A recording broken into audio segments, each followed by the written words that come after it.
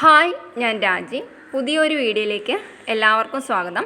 നമ്മുടെ ചാനലിലേക്ക് എത്തുന്ന പുതിയ കൂട്ടുകാരെങ്കിലും ഉണ്ടെങ്കിൽ ചാനലൊന്ന് സബ്സ്ക്രൈബ് ചെയ്ത് സപ്പോർട്ട് ചെയ്യുക. അവർ സബ്സ്ക്രൈബിനടുത്തുള്ള ബെല്ലൈക്കൺ കൂടി ഒന്ന് എനേബിൾ ചെയ്തിടുക. അപ്പോൾ തുടർന്നിടുന്ന എല്ലാ വീഡിയോസിൻ്റെയും നോട്ടിഫിക്കേഷൻസും നിങ്ങൾക്ക് കറക്റ്റായിട്ട് കിട്ടുകയും ചെയ്യും. അതുപോലെ വീഡിയോ സ്കിപ്പ് ചെയ്യാതെ ഫുള്ളായിട്ട് കാണുക.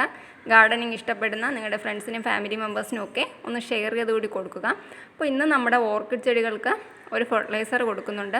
അപ്പോൾ പൂക്കൾ ഉണ്ടാകുന്നില്ല എന്ന് വിഷമിക്കുന്നവർക്ക് കൊടുക്കാൻ പറ്റിയ ഒരു ഫെർട്ടിലൈസറാണിത്.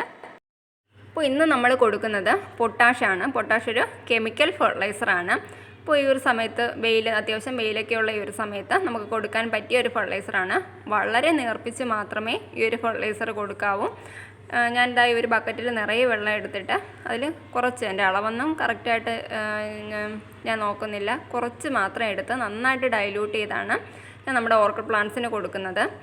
നല്ല കരുത്തോടു കൂടിയൊക്കെ നമ്മളെ പുതിയൊരു ഷൂട്ട് വന്നിട്ട് അതിൽ പൂമൊട്ടുകൾ വരാതെ മുരടിച്ച് പോകുന്ന ഒരവസ്ഥ പലർക്കും ഉണ്ടാകാറുണ്ട്. അപ്പോൾ അങ്ങനെ വരുന്ന ചെടികൾക്ക് നമുക്ക് ഈ ഒരു ഫെർട്ടിലൈസർ കൊടുക്കാവുന്നതാണ്. ഈ ഒരു വളം കൊടുക്കുന്നതിലോടുകൂടി വളരെ പെട്ടെന്ന് തന്നെ നമ്മുടെ ഓർക്കിഡ് ചെടികളിൽ പൂക്കളുണ്ടാകുകയും ചെയ്യും.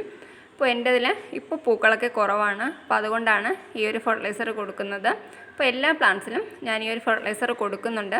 പിന്നെ ഒരു വർഷം ഗ്രോത്ത് കഴിഞ്ഞ് നമുക്ക് തന്നെ അറിയാൻ പറ്റും. കാണുമ്പോൾ പ്ലാന്റ്സ് പുതുതായിട്ട് ബഡ് വരുമ്പോൾ അതിൻ്റെ സ്റ്റെമ്മൊക്കെ നല്ല രീതിയിൽ ഒരു വണ്ണം വെച്ച് വരും. ആ ഒരു രീതിയിൽ പ്ലാന്റ്സുകളായെങ്കിൽ മാത്രമേ ഈ ഒരു ഫെർട്ടിലൈസർ കൊടുക്കാവൂ. ഒരിക്കലും നിങ്ങൾ സീഡ്ലിങ്സിനൊന്നും ഈ ഒരു ഫെർട്ടിലൈസർ കൊടുക്കരുത്. സീഡ്ലിങ്സിനൊക്കെ അതിൻ്റെ പൂർണ്ണമായ വളർച്ച എത്തിയതിന് ശേഷം മാത്രമേ ഈ ഒരു വളം കൊടുക്കാവൂ.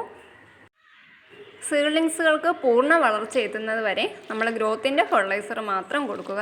ഒരു 1 ഇയർ വളർച്ചയൊക്കെ കഴിഞ്ഞതിന് ശേഷം മാത്രം നമ്മൾ ഫ്ലവറിങ്ങിൻ്റെ ഫെർട്ടിലൈസർ കൊടുക്കുക.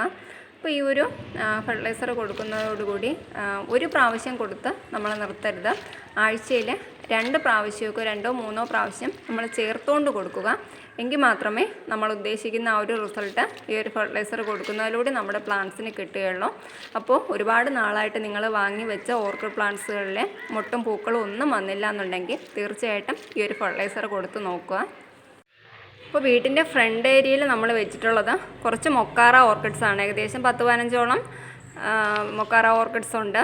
അപ്പോൾ അതിലും നമ്മൾ ആ ഒരു യെല്ലോ കളറിലെ 1 ഇയറായിട്ടും ഫ്ലവറൊന്നും ആവാതിരുന്നപ്പോൾ നമ്മൾ ഈ ഒരു പൊട്ടാഷ് 1-2 പ്രാവശ്യം കൊടുത്തിട്ടുണ്ടായിരുന്നു. കൊടുത്തൊരു 1-1.5 മാസം കഴിഞ്ഞപ്പോഴേക്കും നമുക്കതിൽ ബഡുകളൊക്കെ വന്ന് 2 പ്രാവശ്യം പൂക്കളൊക്കെ ഒന്ന് കഴിഞ്ഞിട്ടുണ്ട്. അത്യാവശ്യം നല്ല ഹൈറ്റ് വെച്ച് പോയിട്ടുള്ള മൊക്കാറയാണെന്ന് അതിലൊന്നും ഇതുവരെ ഫ്ലവർ ആയിട്ടില്ല.